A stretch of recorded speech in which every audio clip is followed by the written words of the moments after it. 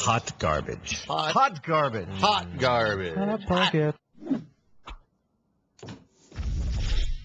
Welcome to Still Untitled, the Adam Savage Project. I'm Will. I'm Adam. And I'm Norm.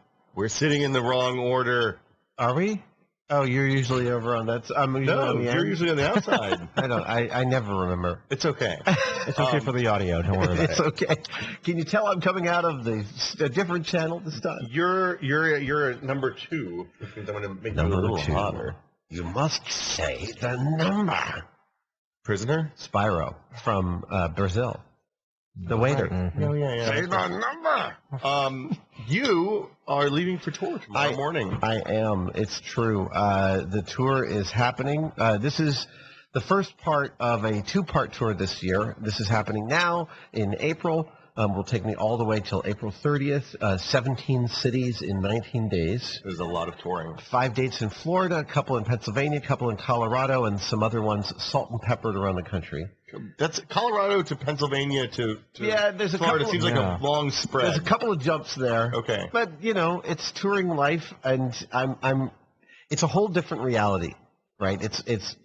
You get into the zone of touring, and it's a very different existence than the day-to-day, and the change is kind of nice. Is this one of those things that you look forward to now? Like it's, Yes. it's kind of a moment of zen in an otherwise hectic year? It's not that it's a moment of zen, but it's a different creative exercise, and I really like the difference, and I enjoy the process. So, on Mythbusters, on a day-to-day basis, we really do show up and make it up every day. Like, we have a rough idea what's going to happen tomorrow, but in the morning, that idea gets very concrete and may change radically from what we assumed the day before. And I love that challenge of what do we say, what do we do, what's going to happen, how are we going to tell this story? And it involves a whole team. It's me, and it's Jamie, it's Steve, our director, and our production team. And that's, it's all-encompassing.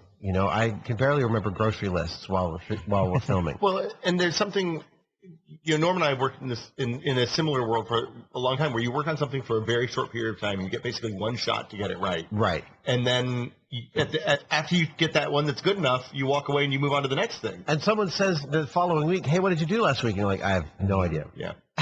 I'll remember a year from now when it's on TV. Right. But you spend a lot of the tour, and you said creative differences because you're performing the same act that you're refining every night, but you also have a whole day of doing something different. So the oscillation on the tour is that we're on a bus, and we're on a pair of buses, actually. There's a bus for Jamie and a bus for me, and those buses also sleep half of our team each. There's crew bunks and then a front lounge. And we, go to a city. We'll arrive in Loveland, Colorado, perform from, I think, 7:30 to 9:30 p.m., have a meet and greet with some VIPs, get back on the bus by around 11, and we'll be on the road by 1 a.m. to the next date. Wow. So I wake up in another city, usually at 8 a.m., go out, find some thrift mall. I loved finding antique malls. That's what I did the last tour. And then also come back to the bus and start thinking about that night's show. And you're right, Norman, the structure of the show is pretty similar every night, but I have been using the time to listen back to the previous night's performance and think about stories and transitions and jokes and pieces that I think could be better. And I concentrate on different parts of the show each night, and it's deeply satisfying. It's this wonderful opportunity to get an education in performance that normally only stand-up comedians really get, working over material and trying to find the place to make it natural, make it hit every time. Well, I have to imagine after years of, well, this one's good enough, let's move on, it has to be nice to be able to spend that time and spend a month refining one bit or 2 bits or 3 bits. And the show gets better and better and better as we perform it, and I really dig that. When I come back, I often am a little sad for a couple of days of that Wistful. creative shift. Yeah. So what are you doing in that downtime? I know a few years ago you brought a project to work on the bus. I did, and that didn't really work out. I brought a project that was way too gargantuan for the amount of time I had, even on a 30-day tour. One day you'll finish it. One day I'll finish it. This time, I don't want to give too much away, but I am seriously toying with the idea of doing something other than writing about each city that I'm in, and documenting them in another, perhaps more novel way or ways. VR. Virtual Adam, virtual tour. Yes, you just guys get to go live with them. me in my face all day long. Strap on Periscope. the goggles, That's get enough, in the right? couch. I'm going to Google Glass hole the entire country. Oh. Nice. Don't do that, Adam. No, I won't. It's also interesting that I'm traveling almost solely to cities in which I don't know anybody. So on the last tour this last fall, I was in a lot of places I had friends. And that was great. I saw Commander Hatfield and his family in Toronto. I saw several friends in Pennsylvania. I saw, is someone knocking at the door? Did you point at the Mercury suit when you said Commander Hatfield? No, Oh. I didn't. Did a gesture. I did a. What is it over there that represents Commander Hatfield? But okay. And I came through Chicago, where I have a ton of really close friends, and I'm actually going to Chicago. Well, actually, when this airs, I'll have already gone to Chicago. But I'm going to Chicago very soon, tomorrow and Chicago's great.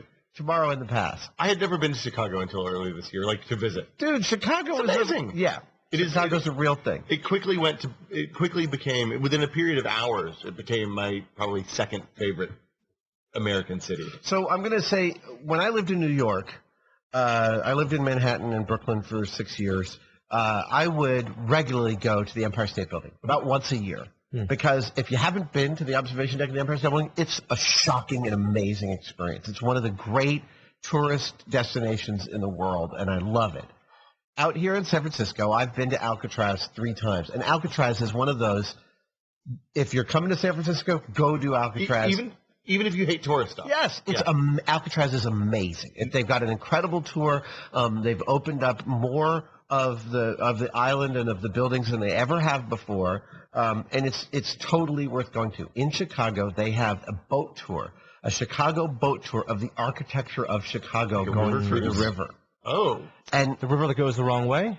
I don't know if it's the river. It is the river It that doesn't go south There's to a north? 99% Invisible episode about the river because they changed the direction of it because of, I think, sewage problems. I didn't In know the that. late 1800s or early 1900s. It was a big civil engineering project. Wow. So you can take a boat up the river, and you can get an architectural tour of Chicago. And I will tell you, I did this. Julia and I did this a few years ago with our friends Kim and Clark, and it was fantastic. It was totally amazing.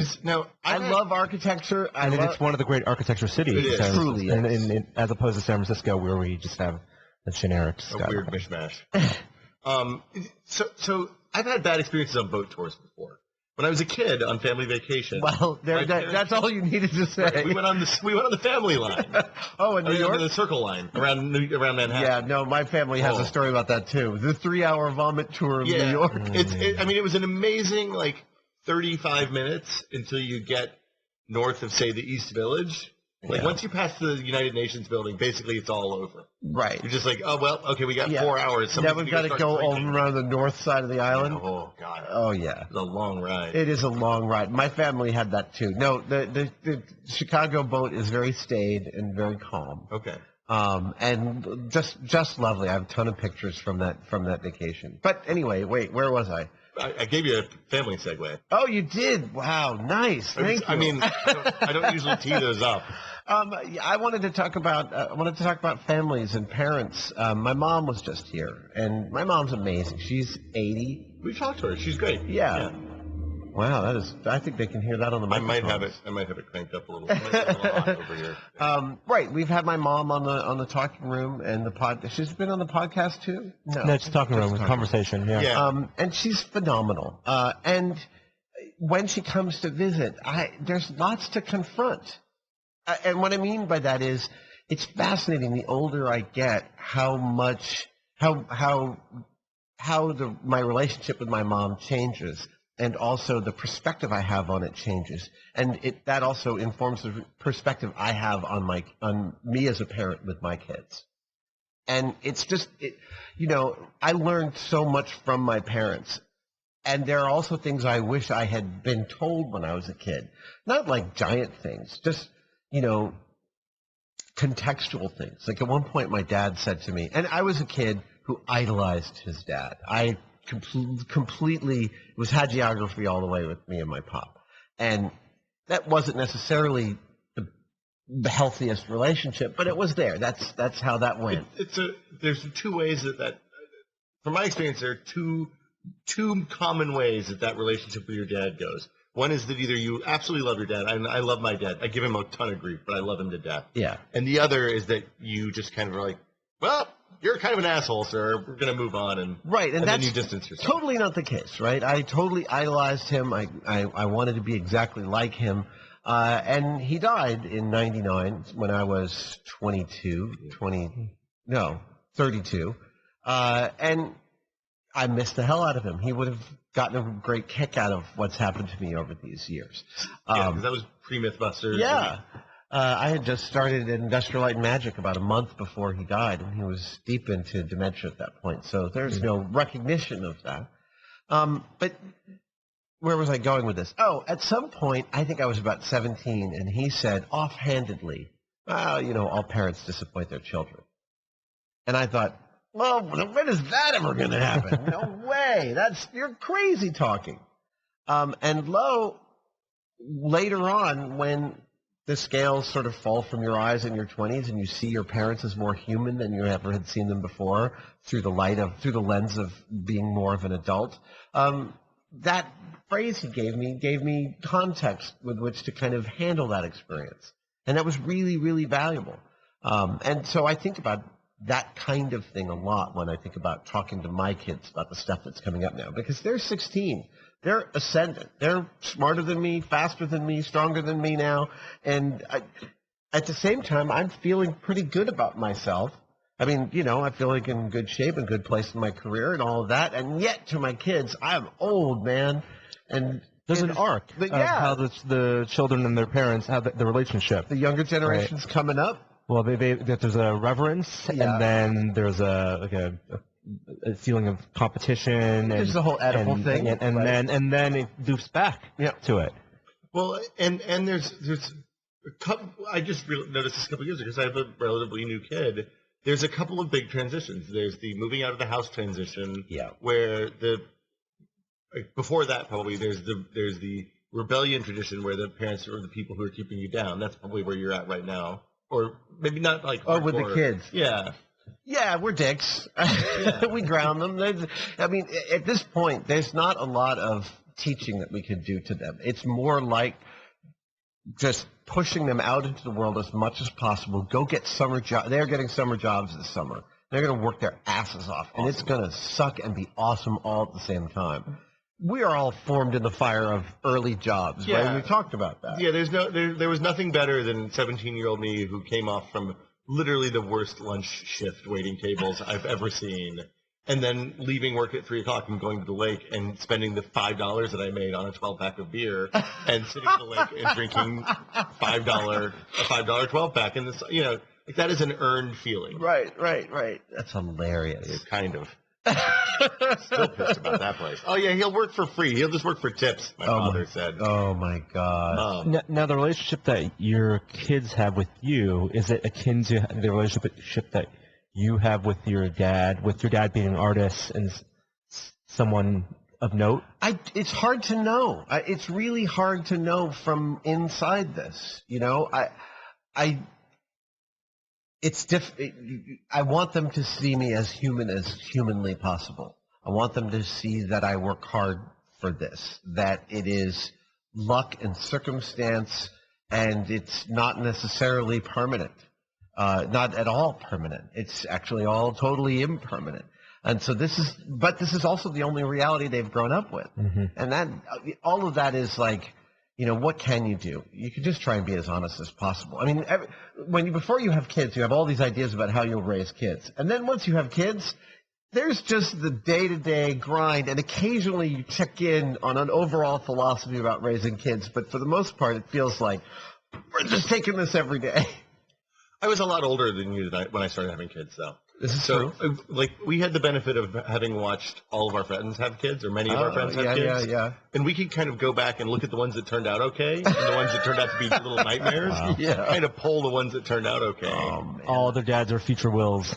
I once heard of a couple who got into a routine with their baby, that the baby had trouble going to sleep.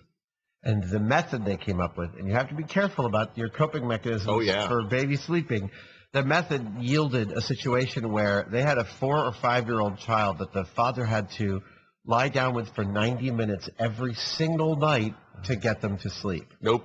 Just shut the door and let them cry for a few minutes and go right to sleep. It's all fine. Oh, dude, you have to, that is the point to me where it's like training a dog. You accept the behavior you're willing to accept, you're willing to deal with, and you have to compare it against the reality you're willing to live in. Deep-seated trauma for life. So one of the things... Nobody escapes trauma.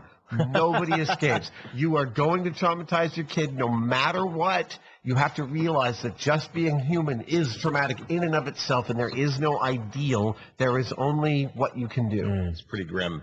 No, I don't think that's grim at all. Actually, I think that's liberating. Well, the fact that... Fair enough. Being human is traumatizing. Yes, being human is traumatizing. This is Buddha's first truth, for Christ's sake. And when they realize Buddha's first truth, for Christ's sake. I think Christ would have agreed. Well, I mean, it's all suffering, right? And this is just really nobody escapes. And so, having twins is actually a great way to throw nature versus nurture right out the window, because they grew up under identical circumstances and they could not be more different people. So do you? One of the things that I've tried to avoid doing, because the temptation is really strong, is to experiment on my kid. Because I know my parents did it to me, right? Really? I mean, not like legitimate in a constructed, intentional way. Abu Ghraib kind of way? Is that what Yeah, I mean, the early waterboardings were rough as a 2-year-old. The Great Tiger Mom experiment of Tennessee. Yeah, but I mean, they would. You kind of can't help it, right? Like you're sitting there and you're like, oh, I got to get my kid to go to sleep. How am I going to? Let's try it this way this night. Let's try it this way tomorrow night. And if we never communicate that most kids don't like Brussels sprouts, is she going to like Brussels sprouts? Turns out she loves Brussels sprouts. One of my kids' favorite vegetables as well. Yeah, but if you don't give the context that this is a challenge. This is a thing that might be challenging to get you to eat, then they never pick up on that until it's too late. It's Mike Birbiglia has a terrific joke that begins with the line, when you drop a baby? And it continues, and he looks up at you and he doesn't realize how bad what's happened he doesn't realize how bad the thing that's just happened is until he sees the look on your face. And then begins to freak out. Yeah. Right. And the other day, there's this local couple who are sort of friend acquaintances of ours, and their kid, we were at a party, and their kid fell down. And it's one of those moments where the kid goes, boom, boom, and everyone in the crowd goes and looks, and the kid's looking up, and the mom just calmly walks over, and she looks down, and she goes, how you doing? And the kid's like, okay. Yeah. And I was like, that is awesome. Wow. That is how you do that. I okay, Dad. No, so made of rubber. Yeah, man. You just got to realize, they are going to take their cue from you, and you can experiment with different modes of eliciting different behaviors. One of the things that I think about a lot is the stuff that I wish that my parents had told me that I had to figure out the hard way. And some of it I think you have to figure out the hard way. Of course. But there's a whole you can try and think around that, but there'll be a whole set of stuff that they'll grow up with, and they're like, I wish you told me that. Yeah, and it's but what kind of stuff? It's things like your girlfriend when you're 17 years old, you're going to feel emotions that you've never felt before at a strength of which you've never felt emotions before, and that is going to make your judgment bad, and you don't want to Don't get so tied up in the moment that you forget about living the way that you should be living then. And in fact, actually, that's an area in which a few years ago we started to give them a lot of contextual advice about the ways in which, if you are around somebody and you feel shitty all the time, that's not okay. Whether it's your best friend or it's a girlfriend or it's a group of kids you hang out with, you have the right not to feel crappy.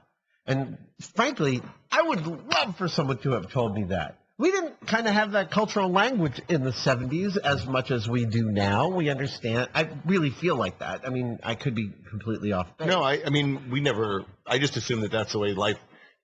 Life's tough. If I went to my father and talked to him about, kids at school, that I didn't like to spend time with. You're like, well, you're always going to have to spend time with people that you don't like. Which is totally true. Yeah, but at the same time, to be able to self-actualize, to realize I don't need to endure this. I can actually change this reality, which is a very powerful thing, and it's a difficult thing for a kid to learn. It's a difficult thing for anyone to learn. It's totally true, and the closer you get to that. So, I've had one boy break up with his girlfriend and get back together with her.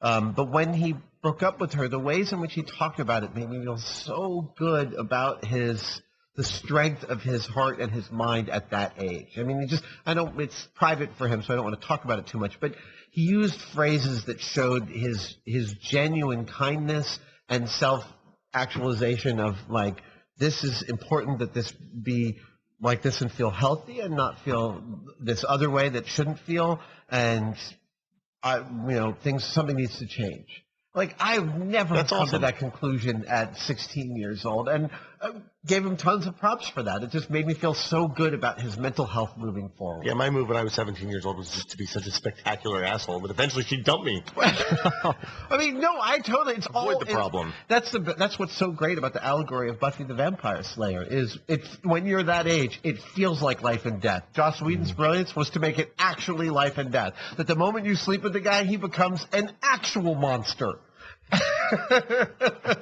I never watched Buffy. Oh, dude, you have to. Buffy is. It's on the Gina and Will watch list. I know. Go see The Wire. Watch The Sopranos. Blah blah blah. Buffy the Vampire Slayer, one of the most important cultural institutions I can think of. I love that show. Deeply, deeply, passionately love that show.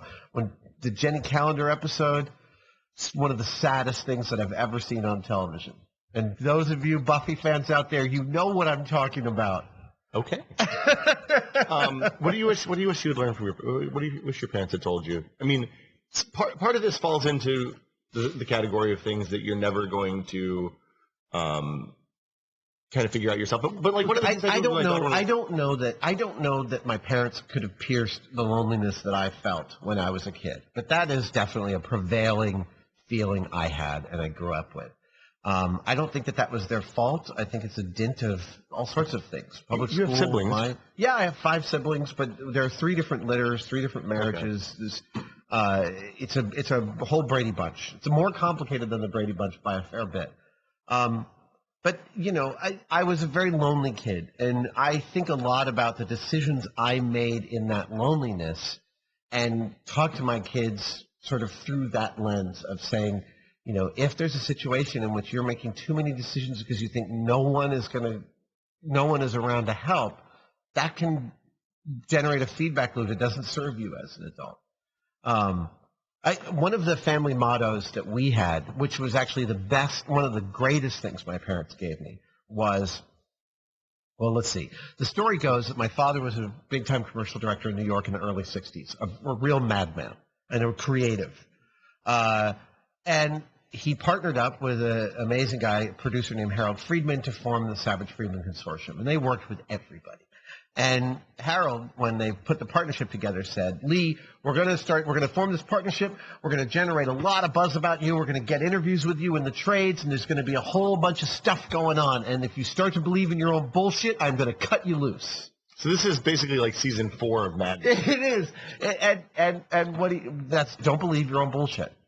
Realize that the things you use to do your job and to go through your life some of them are constructs, a lot of them are bullshit, and people will perceive them how they perceive them, and that's not something you can control, but don't drink your own Kool-Aid. Phenomenally good advice. Such good advice. Yeah. And I really try and inculcate my kids with that, of like, this isn't real.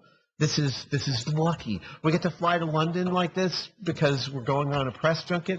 That is great, but it is rare, and you will fly coach until you can afford otherwise. Right. But there's usefulness that's real. to it. That's You can separate it, but there's a reason and a purpose for that bullshit.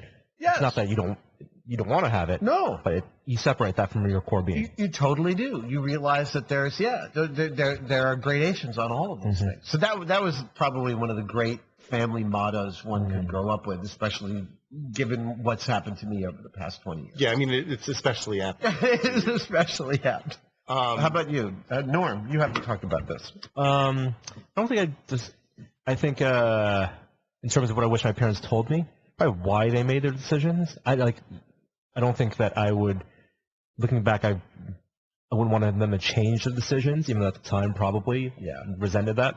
But then, like, those decisions were important to make me who I am. Yeah. By understanding the reasons. You mean like the things that they made you do? Exactly. This is one of those things, right? Is like when you look at your life, if you're happy with it, well, that's the result of everything that's happened to you. Yeah, it reached the point where if you get to a point where you would not take the time machine, then you're at a good place in your life. Exactly. The corollary to that is John Kabat-Zinn says, you want to know how your life's going to turn out? You spend a lot of time thinking about it. How's my life going to turn out? You want to know how it's going to turn out? Look around. This is it. It's happened. Yeah. Well, I mean, it's like super, again, one of those things that through one lens it's kind of dark, but through another lens it's super empowering and super liberating. I think this is way more on the empowering side. I totally agree. I mean, one of the things that my dad actually did tell me is that I asked him if he regretted anything when I was leaving for college, or maybe when I graduated college. But I was early 20s, late teens. And he said, look, I try to live in a way that I don't have regrets. Yeah. And when I make decisions that are hard or scary or bad, then I have generally tried to make the one that I'm going to feel like I took my chance and I did the best that I could. And if that's not good enough, then so be it. But, you know, I took the chance. Yeah. And it's a pretty healthy way to live, it turns out. Totally agree. I totally agree. And yet you can't escape the things that you regret that happened. And I mean, it still lingers, and you have to realize that, you know, you do your best. There is no perfect. There is no ideal. Again, I go back to that. There's no ideal way to parent. There's just, you know, trying to have an honest relationship with this being and give them the tools to go out and be smarter than you, hopefully. It got deep. That got deep. Shit got deep. I mean, that's the goal, right? When you have kids, you want them to be better than you were. I just read this line of Louis C.K. It's like, if you feel dumb around your kids, you're doing a great job. Yeah. That is how that stuff works. Louis C.K. is really the great sage of our time. And on that note, I think that's a reasonable place to leave it. I'm heading out on tour. We have some podcasts built up. I think we have enough buffer to get through the tour. All right. Maybe a week after you get back. So we'll start some new ways of communicating my tour travels on the site. Cool. Can't wait. We will be back with another episode of Still Untitled from the can next week. From the can. We're going to talk about watches. Wait, we recorded a whole one in the bathroom? We can. I mean, the seats the echo chamber. We're going to call it Welcome to the Echo Chamber. Echo, echo, echo, echo. See you guys next week. Have a good tour, Adam. Thank you, sir. See you. Bye, guys. Bye.